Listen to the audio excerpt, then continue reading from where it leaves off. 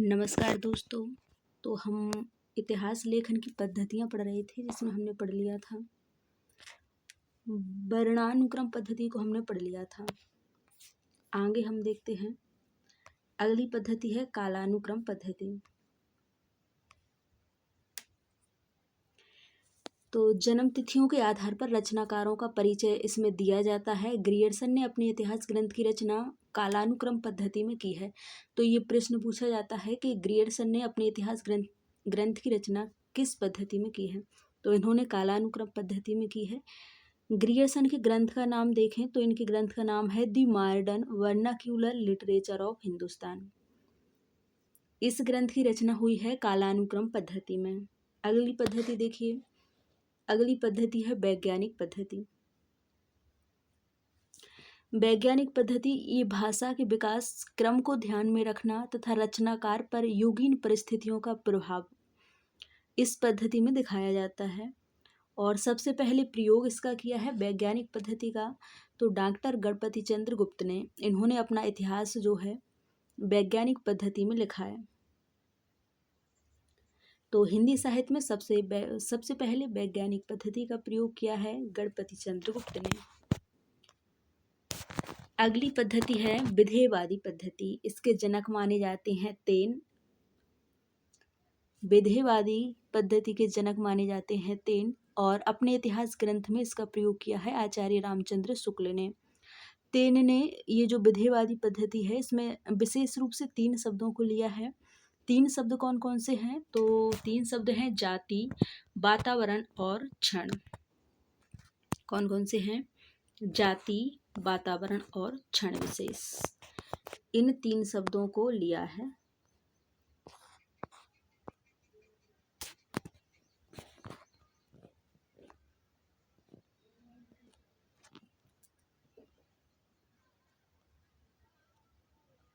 जाति,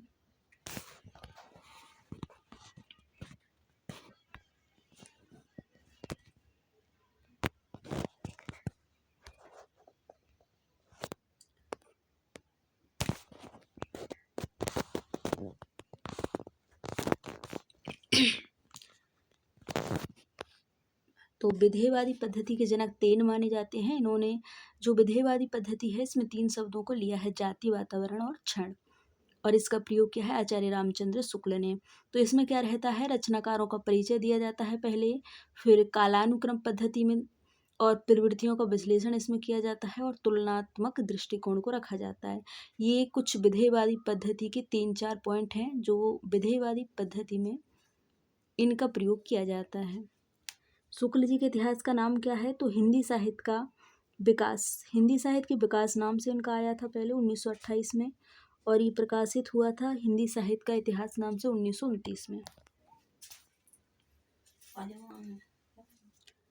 अगली है 5वीं आलोचनात्मक पद्धति। इसके जनक है रामकुमार वर्मा, डॉक्टर रामकुमार वर्मा।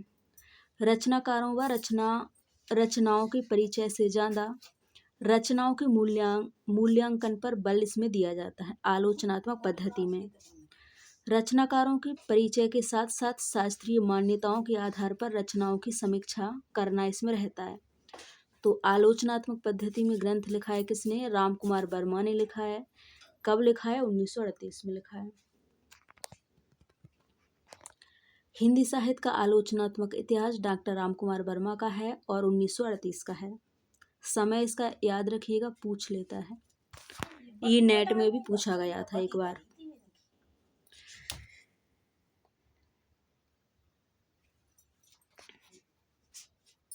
अगली है समाजशास्त्रीय पद्धति।